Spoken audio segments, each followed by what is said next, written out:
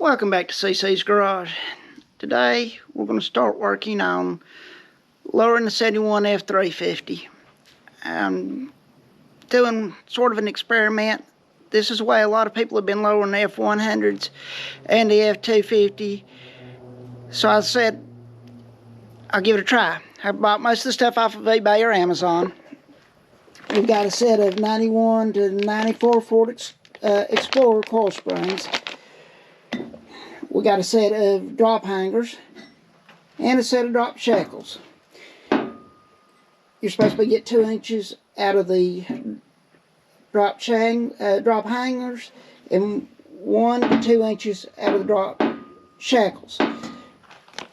They say these are lower anywhere from 2 to 3 inches in the front. Now, when I was ordering these, I thought I got the right part number. While I'm out here, I was looking for a set of variable rates. And the way you can tell the difference is you see how all these coils are wound and the space in between them is the same. Well, the variable rate, the coils will get tighter either towards the top or towards the bottom. Most of the time it's towards the bottom. The part number on these that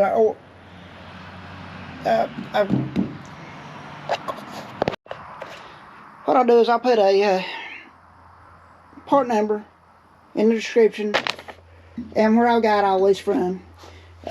What I did is I just looked around and found the best price. For the F350s, there's not a lot of listings on the hangers, the springs, and all that. But I know the 150s and the 250s come with the 360 in them, 390. And I've seen a few of the guys that have done the Explorer springs have changed over in those trucks to them. I got under the truck and measured the width of the leaf springs to make sure the distance in this area here would fit in there. And the same with these. That is one thing you got to watch out for, even ordering replacement for the stock trucks, is you've got to make sure that you order them for the right spring width, because these trucks did come with different widths of rear leaf springs. I'm going to get you cut off here for a little bit. I'm going to get under the truck and get it set up to start pulling the shackles off the back and put these on first. I'm hoping I can get enough of a drop with this to get the truck in the garage to make it easier for me to work on. And I've already roughly measured the truck, and it sets it from where it was sitting, and I wasn't on level ground. It's 35 inches back here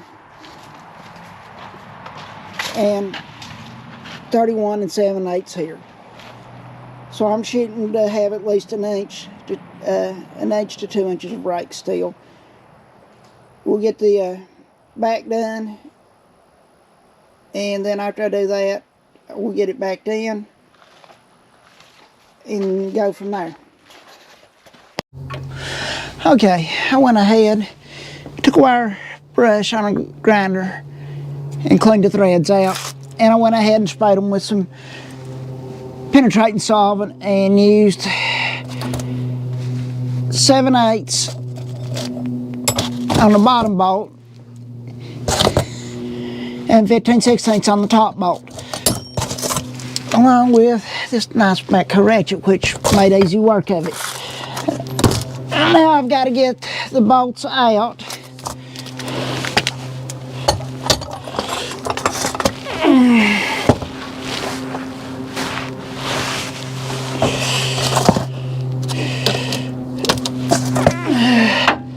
So we're going to see if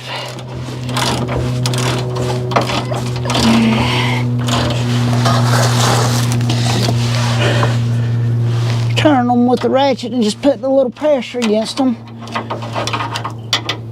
will work. Which I'm surprised, these are loose in there. They're spinning inside the grooves, and I don't know how long they've been in the truck for.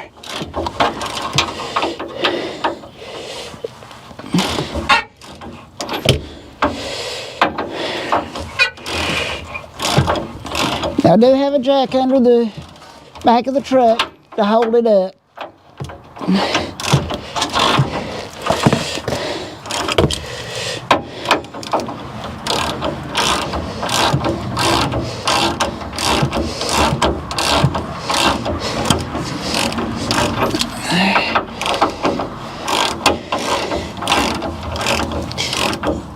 And oh yeah, it's coming out this way.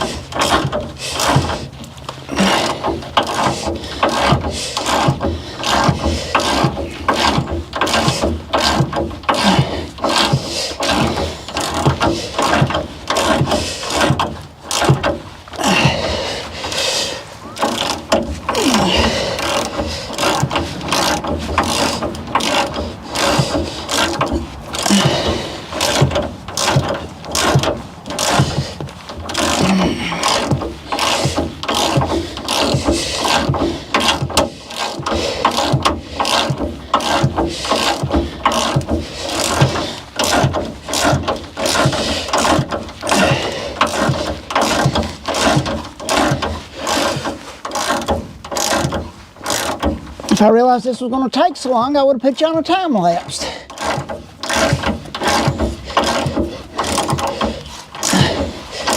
But it appears we are getting close.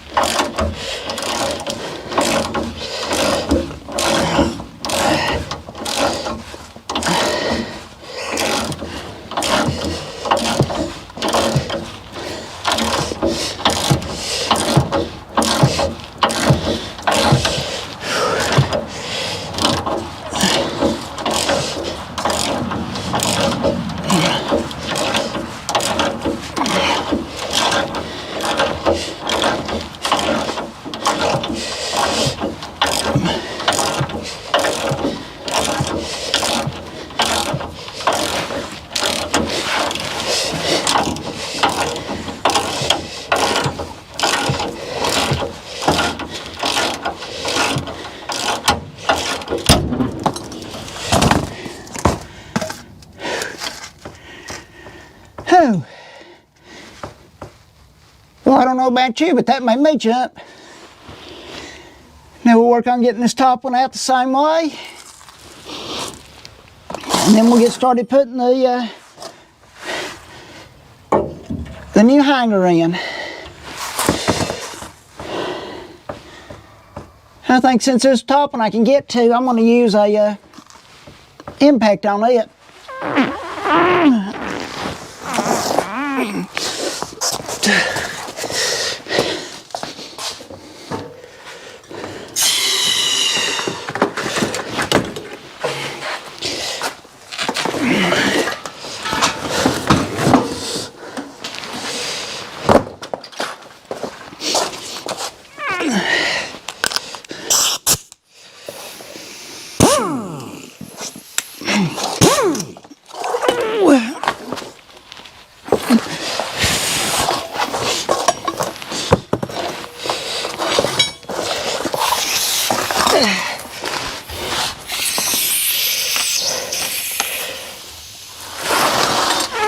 Okay, we're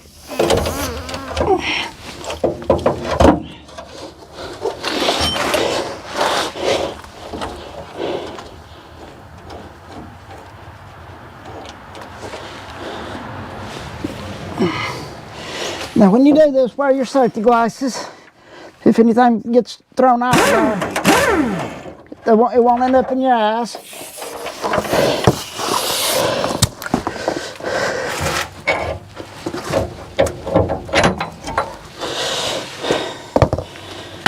Okay, there's the old shackle out.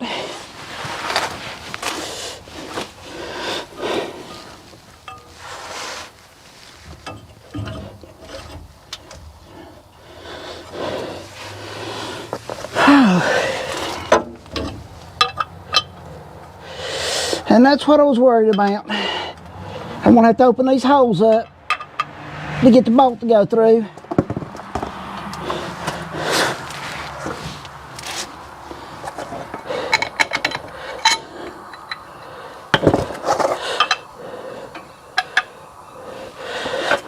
Okay, I'm going to shut you off and I'll bring you back when I get it ready to go back in.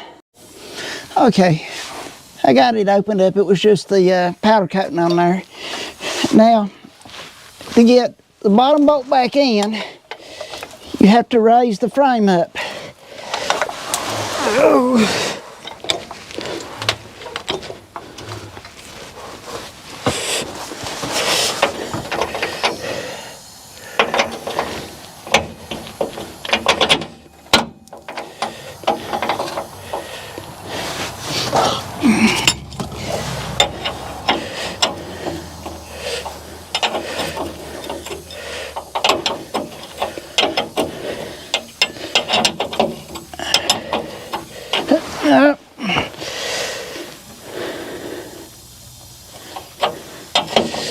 And the bolt is lined up on the hole.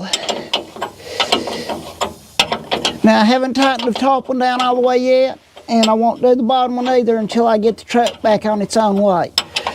And I'll probably wait till I get the drop shackle in the other side.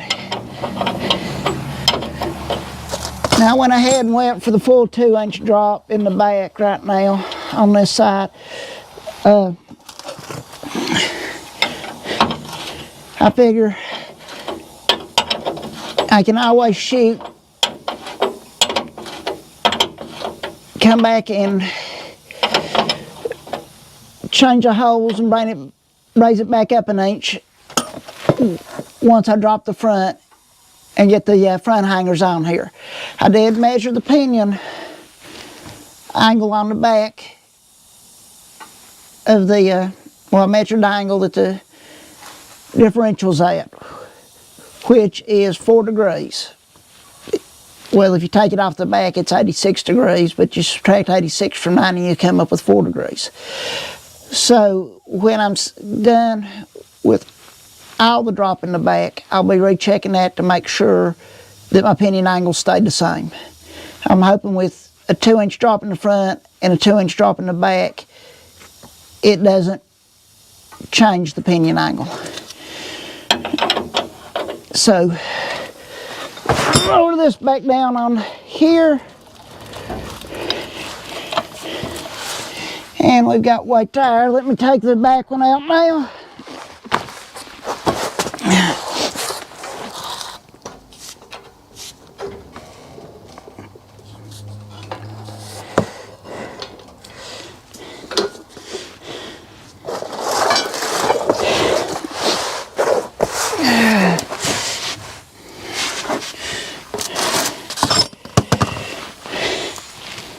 And I'm going to go ahead and just tighten these up while it's already down.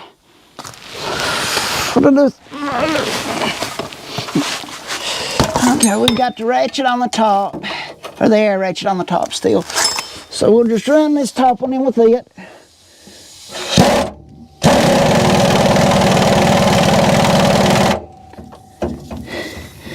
Okay, there's the top one done. Oh.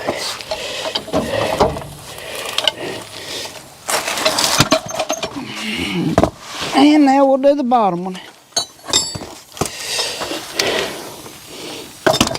which is 7/8.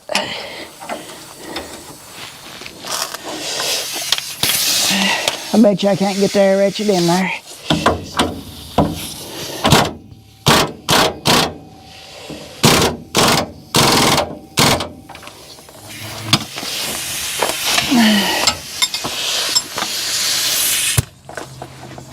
Well, let's get you out from under here and see what the truck looks like now.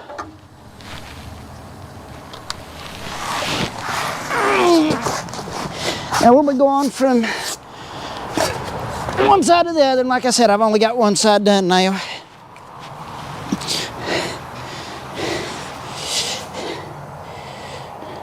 I can still get about a hand's width in between there. Come back around to the... Oh yeah, you can tell a big difference already. Grab a tape measure here, wherever I put it.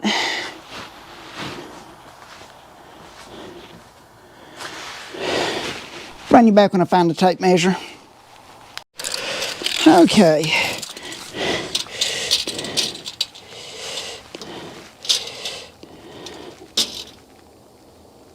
Roughly 33 1/8 on this side.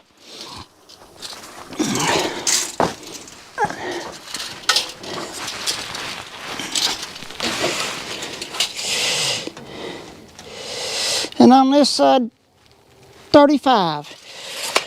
So 33 1/8, that dropped me almost 2 inches.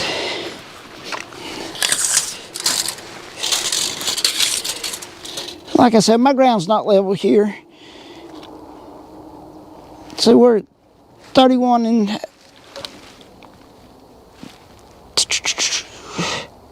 3/4 on the front here.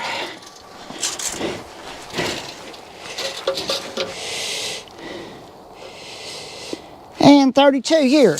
Now part of that is because of I've got this side, the driver's side back, already lowered, so it's cocking everything and it's twisting. So I'm gonna get this other side done and then we'll bring you back for more. Well, I've got the truck pulled in the garage. And before I did the back lowering, this is just a way to show you that it definitely has made a difference. These was hitting right about here to there on this. Now this will get under this part and you can see where it catches on this lip. So it did bring it down. When I measured it, it brought it down 1 inch and 5/16, which I have it set in the 2-inch shackles. I do say that the drop will vary on these trucks. Now, I haven't put the front hangers on yet, but let me cut the light on and I'll show you why it's only dropped that far. You come under here, this truck has the overload coils, or springs. If you look, I'm sitting on the back of the overload springs. Now, I did notice another thing. The wheels got shifted back in the wheel opening a little bit. Well, when I come in on the front here and I put the new hangers, it should raise the front up, which will drop the back down and take me off the overload hanger, or overload stop, and bring the wheel back to center. Now, one other interesting fact that happened with this is when I did it, the front end went from 31 7/8 up to 32 1/8. Now, why do you think, well, why did it raise? Well, you've changed the pivot point on how the truck's set. Before you had the back end up higher and it was pushing the weight onto the front end, so the front end set lower. When you drop the back, it evened the weight out more, which is what racers want to do. They want to get more on the back. That's why you see a lot of the race cars squatting more in the back than the front. So when I lowered the back, it just shifted the weight, so more of the weight's now evenly setting towards the back. If I had a set of scales I could put under here, I'd weigh it out and see how much it did change the weight from before and after. Well, I would have had to thought of it before I did it, but so now I'm going to get back off here, get the tools together, get these new hangers in the back, well, in the front of the rear, and get it back down, and then I'll work on the coil springs. The coil springs and the back hangers by far are the easiest part of this to do. They're just bolt in. The front hangers are bolt in once you get the factory rivets out, which is going to be a lot of fun. Well, I'm going to get started on that. I'll bring you back periodically through it and maybe even do a time lapse on it. Well, I went to pull the back bolts out of the leaf spring for the front hanger, and they wouldn't budge. My 3/4 inch impact wouldn't even touch it, so it looks like I'm going to have to cut them out. Well, at the time I don't have any bolts to replace them with, so we're going to move on to the front. So as you can see, I've already pulled the front tire off. What you're looking at right here is where I did my own disc brake setup. It uses factory 250, 350 calipers, mountain brackets, and dust shield. This right here is a factory drum hub. Drum will bolt to the back side, which would not accept a rotor, factory rotor, whatever. They're made different. But I bought a lug nut 4x4 disc brake setup for the back. Come with a set of GM rotors. Matter of fact, this set because I bought another one to replace them with.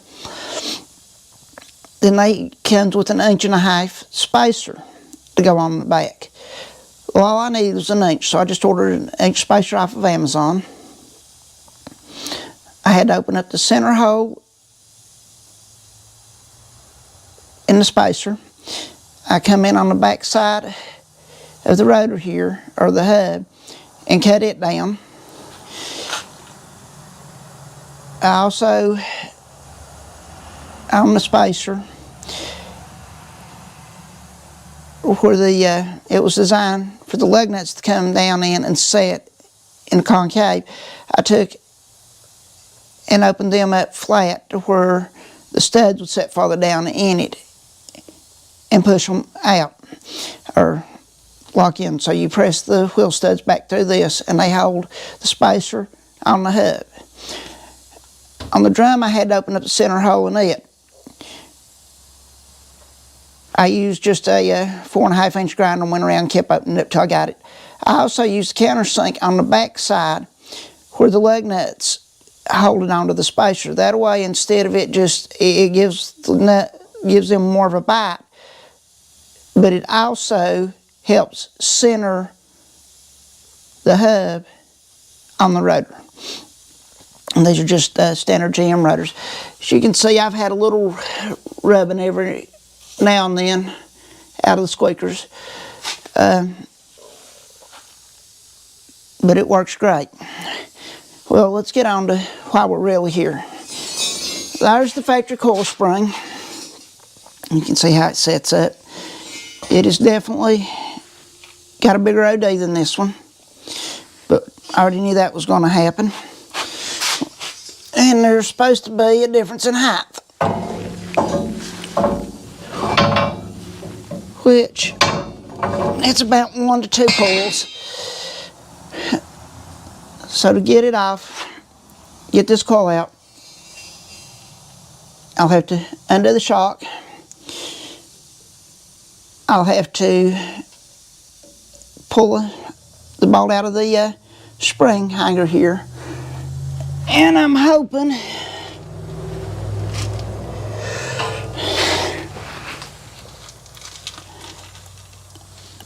on the bottom it will come off without having to undo. Well, no, I'm going to have to undo this big nut on the bottom to get the spring out. And then I'll have to undo my end link for the sway bar that I've added. So I'm going to get off here, get started on this, and bring you back as I get a little bit done. Okay, I have the coil spring switched out. As you can tell, there's definitely a big height difference here between the two. So if I can get you set up here to where when I measure them.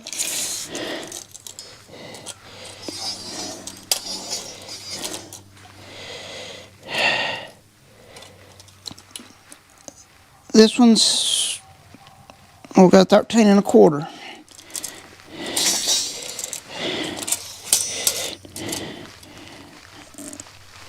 This one's 17 3/4. So that's 4.5 inches difference. That alone should put a big drop on this, maybe more than I want. We'll find out when I get done. One of the hardest parts about doing this was there is a nut right in here. I don't know if I can get you to where you can see it good or not. Yeah, you can see where the threads come up. And there's a cap that holds it in there. Well, it takes 1 inch and 15/16 wrench to get this off. These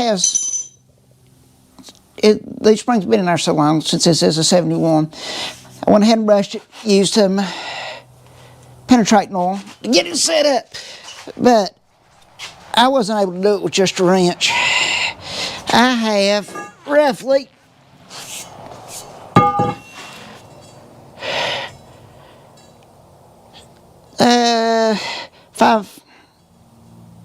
5.5 foot pole, piece of pipe that I used to persuade it. With that, I was able to get it loose and get it to come off. Might be able to do the same thing with the bolts in the rear, in the hangers for the rear springs. But I'm still going to have to do something because they're seized up in the bushings in the back.